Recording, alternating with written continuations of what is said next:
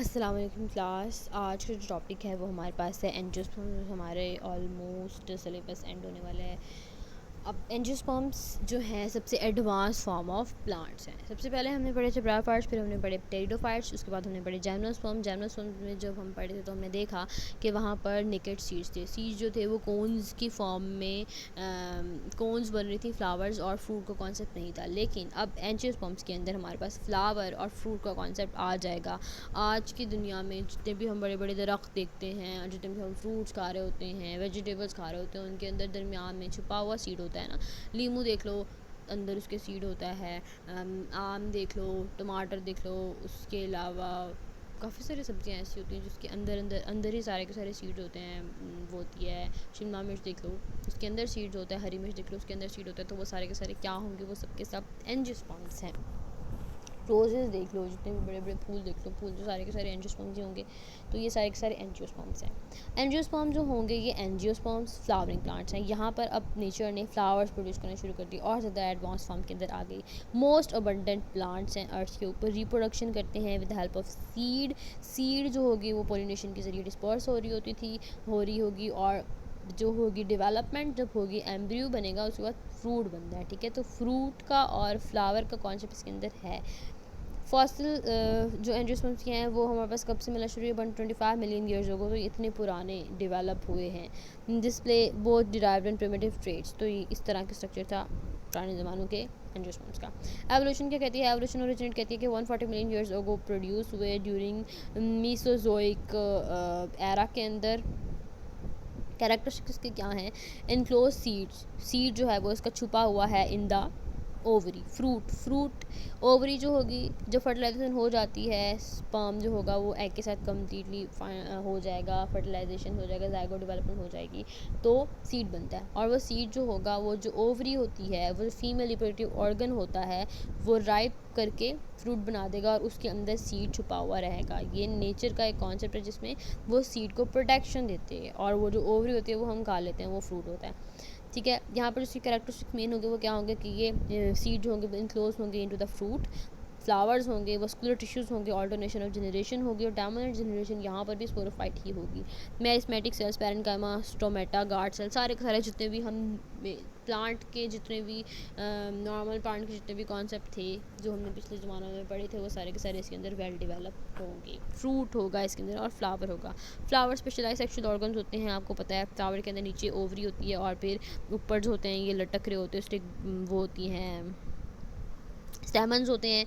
ये वाले जो होते हैं वो स्टेमन्स होते हैं। इसके ऊपर जो होता है वो एम्थर्स होते हैं और इसमें पोलन्स होते हैं और पोलन जो स्पोर्स आउट हो जाते हैं, ये पोलन्स फॉर सेल्फ फर्टिलाइजेशन भी कर सकते हैं और ये पोलन्स हवा में मक्खियों की मदद से किसी और पौधे के पास जाके वहाँ पे फर्टिलाइजेशन भी कर सकते हैं। और दरमियान में जो ये है, ये हमारे पास ओवरी है और इसके दरमियान में एग पड़ा हुआ है और यहाँ पे फर्टिलाइजेशन होगी जब, तो ये वाली चीज़ जो है वो राइप करेगी और यहाँ से बन जाएगा फ्रूट और सीड बन जाएगा।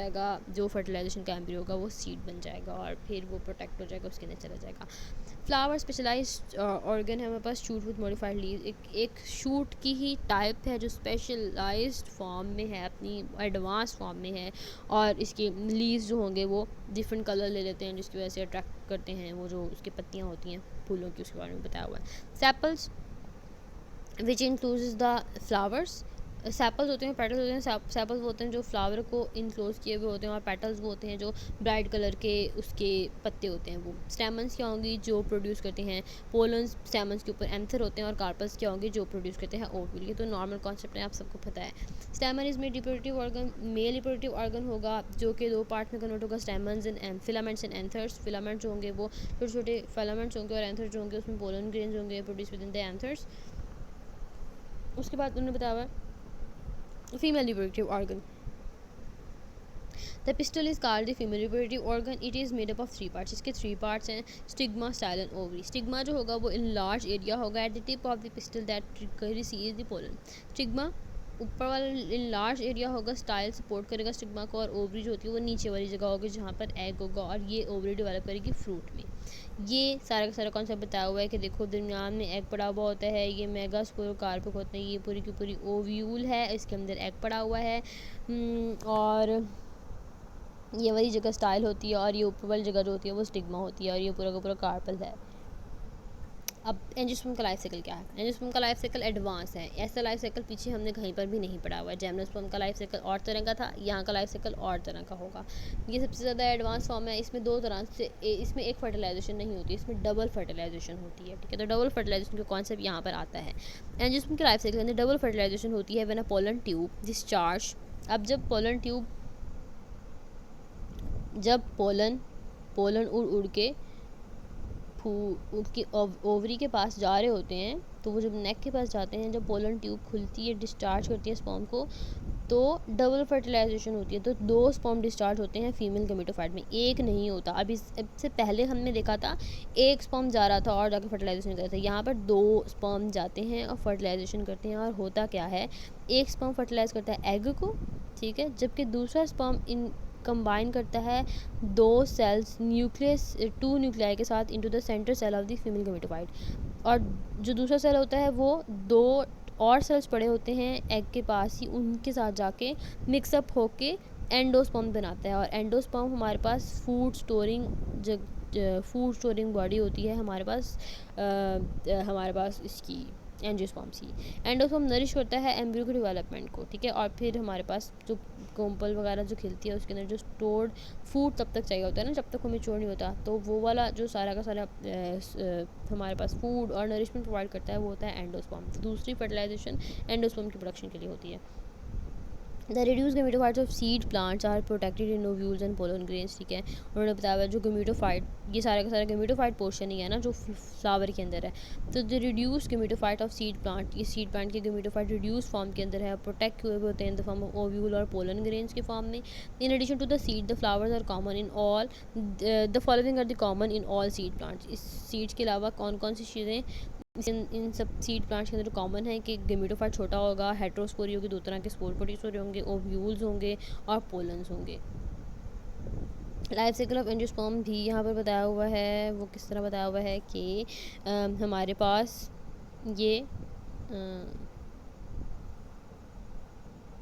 हमारे पास फ्लावर का पूरा स्ट्रक्चर बताया हुआ है और यहाँ से इसको स्टार्ट करते हैं। ये देखो, ये फूल लगा हुआ है, तो फूल में क्या हो रहा है, फूल को अगर हम गौर से देखें तो अंदर इसके एग होगा, ये ओव्यूल होगा, और ये ऊपर वाली जगह जो कि ये एंथर्स और हमारे पास एंथर्स होंगे, एंथर्स के अंदर पोलन्स होंगे, पोलन्स हवा की मदद से उड़ जाएंगे और जहाँ पर भी जाके गिरेंगे वो फीमेल रिप्रोडक्टिव ऑर्गन के अंदर जाके, एग के अंदर जाके 2 स्पर्म जाके उसको फर्टिलाइज कर जाएंगे, जायगोट बन जाएगा, जायगोट के नतीजे में एम्ब्रियो बनेगा, एम्ब्रियो के नतीजे में वो जो ये वाली जो जगह है, छोटी सी जो जगह है, ये राइप करके फ्रूट बना लेगी और अंदर सीड बनेगा। हम फ्रूट खा लेंगे और सीड जो होगा वो फेंक देंगे, और अगर वो फेवरेबल कंडीशन के अंदर ज़मीन पे कहीं हम उसे बीज अगर लगाएंगे तो वहाँ से दोबारा से ये वाला स्पोरोफाइट प्लांट उग जाएगा। तो हमें बेसिकली जो नज़र आता है हमेशा वो ये फूल वाली जगह ही नज़र आती है ना, बाकी सारा कुछ तो सीड के अंदर ही, ये इस फ्लावर के अंदर ही हो रहा होता है। तो गैमेटोफाइट जनरेशन रिड्यूस होती है यहाँ पर भी।